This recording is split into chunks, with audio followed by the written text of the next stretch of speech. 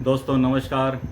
दोस्तों मैं बिमल शाही आप लोग सभी का अपने चैनल में स्वागत करता हूं और उम्मीद करता हूं कि आप लोग सब स्वस्थ होंगे, मस्त होंगे। तो दोस्तों आज हम लोग बात करने वाले हैं सुप्रीम कोर्ट में जो बुलडोज़र एक्शन पर जो मामला चल रहा है।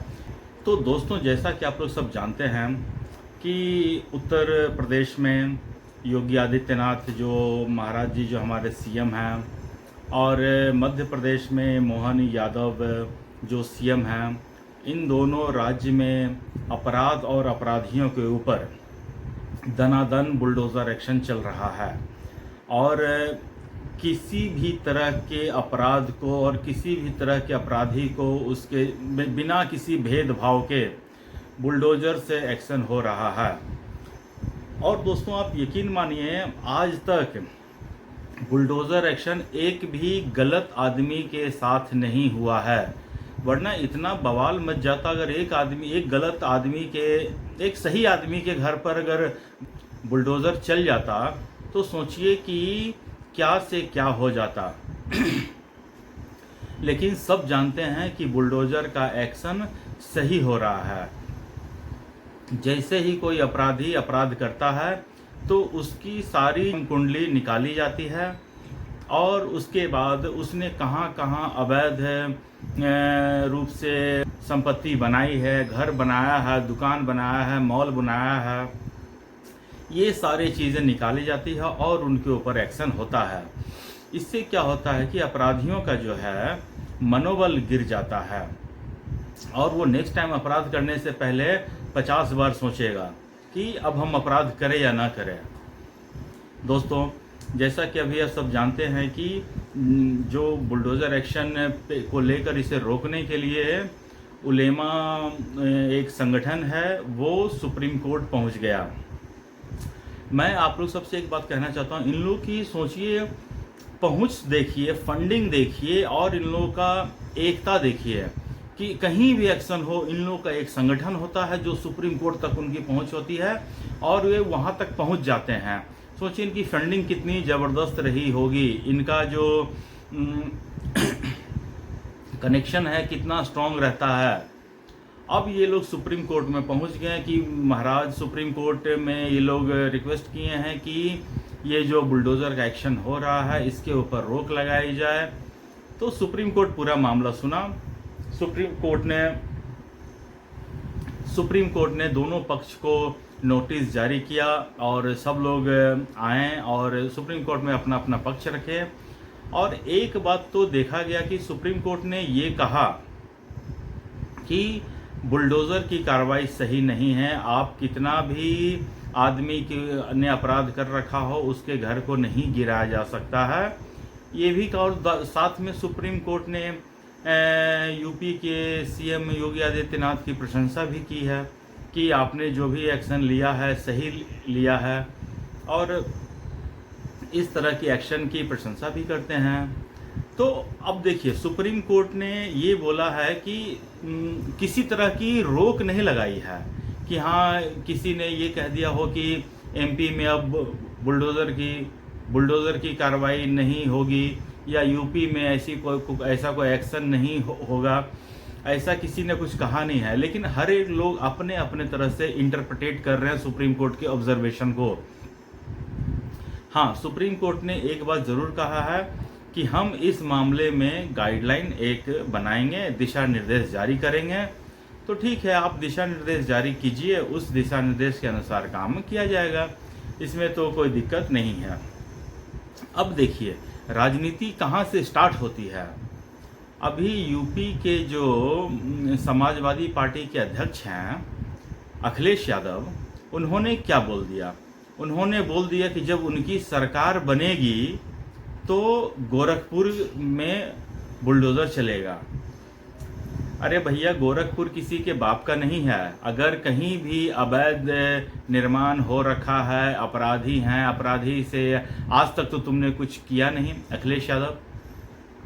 आज तक तुमने एक अपराधी के घर पे बुलडोज़र चलाया नहीं, बल्कि तुम्हारे राज्य में अपराधी फले हैं, फूले हैं। आप अतीक अहमद को देख लीजिए। अतीक अहमद अपने जवानी के दिनों में टांगा चलाता था और सोचिए बुढ़ापा आते आते उसके पास हजारों करोड़ की संपत्ति थी। यही हाल आजम खान का था। आजम खान ने भी हजारों करोड़ की संपत्ति अर्जित कर रखी है। यही हाल मुख्तार अंसारी का था। इसने भी समाजवादी पार्टी के शासनकाल में अरबों खरबों की संपत्ति इकट्ठा कर ली। और योगी के सीएम जब आदित्यनाथ बने तो उन्होंने आम जनता के साथ इंसाफ किया। अतीक अहमद ने जितने भी सरकारी ज़मीन पर कब्जा किया था, सब पर बुलडोज़र एक्शन हुआ। पूरी ज़मीन खाली की गई और उसके ऊपर गरीबों के लिए फ्लैट बनाकर बाबा ने सबको वहाँ पर बसा दिया। अब कर लो जो करना है। अखिलेश यादव इसे कहते हैं न्याय, इसे कहते हैं इंसाफ। याद है ना, अतीक अहमद तुम्हारे मंच पर आता था और तुम उसके कुत्ते से हाथ मिलाते थे। ये तुम करते थे अपने शासनकाल में। तुमने तो जाते जाते मुख्यमंत्री आवास से टोटी तक चुरा लिया था। तुमसे किसी तरह की न्याय की उम्मीद की नहीं जा सकती है। और जब एक बाबा जो संत हैं वो जब किसी तरह की कार्रवाई कर रहे हैं तो तुम उनके ऊपर हंसते हो, उनका मजाक उड़ाते हो और कहते हो कि जब वो तुम्हारी सरकार बनेगी तो गोरखपुर में चलेगा बुलडोज़र। और बाबा ने सही कहा, बुलडोज़र पर हर किसी का हाथ जमता नहीं है, उसके लिए स्पेशलिस्ट होते हैं। तुम साइकिल चलाने वाले बुलडोज़र चलाओगे, ऐसा नहीं हो सकता है। तो अखिलेश यादव, पहली बात तो तुम्हारी सरकार बनने जा नहीं रही है, ठीक है, तो इस गलतफहमी में ना रहो कि तुम्हारी सरकार बन जाएगी। और दूसरी, अगर बन भी गई तो बुलडोज़र एक्शन तुम्हारे बस की नहीं है। तो दोस्तों, उसके बाद जब सुप्रीम कोर्ट ने दिशा निर्देश जारी कर दिया, उसके बाद इस तरह की राजनीति का कोई मतलब रह नहीं जाता है। लेकिन अभी यूपी में जैसा चल रहा है, चुनाव आने वाले हैं, तो इसके लिए हर कोई एक दूसरे के ऊपर नहला पे दहला फेंकने का काम कर रहा है, चाहे वो योगी आदित्यनाथ हो, चाहे वो अखिलेश यादव हो। योगी आदित्यनाथ का जो मेन मोटो है अपराध मुक्त यूपी, उसके लिए वो अपने स्तर पर काम कर रहे हैं। और अखिलेश यादव का काम है अपराधियों को बचाना। आपको याद होगा कि किस तरह हाई कोर्ट में जो बम ब्लास्ट के आरोपी थे, उनके ऊपर से आरोप वापस लेने के लिए ये लोग गए थे, हाई कोर्ट गए थे। तो हाई कोर्ट ने बोला कि आप जो इल्ज़ाम है वो वापस ही क्यों कर रहे हो, इनको उपाधि दे दो, भारत रत्न दे दो। इतने बेशर्म लोग हैं ये लोग, समाजवादी पार्टी वाले। और जब दूसरे कोई अपराध पर अंकुश लगा रहा है तो इनको जाति दिखता है, धर्म दिखता है। अभी कुछ दिन पहले एक लुटेरा गैंग था, लुटेरे गैंग में सब लोगों का एनकाउंटर हुआ, तो उसमें अब ये लोग उनकी जाति खोज रहे हैं।